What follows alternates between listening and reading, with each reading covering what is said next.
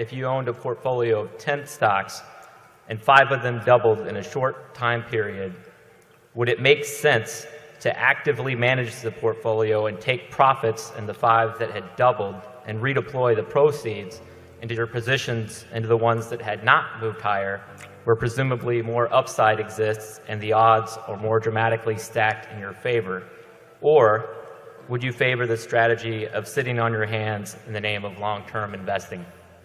We would own the half a dozen or so stocks we like best, and it wouldn't have anything to do with what our cost on them was. It would only have to do with our evaluation of their price versus value, and it doesn't make any difference what the cost is. And incidentally, if they went down 50%, we would say the same thing.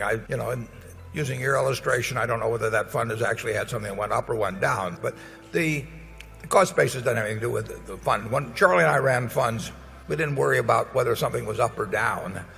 We worried about what it was worth compared to what it was selling for, and we tried to have most of our money in relatively very few positions which we thought we knew very well. We do the same thing now. We do the same thing 100 years from now. Charlie?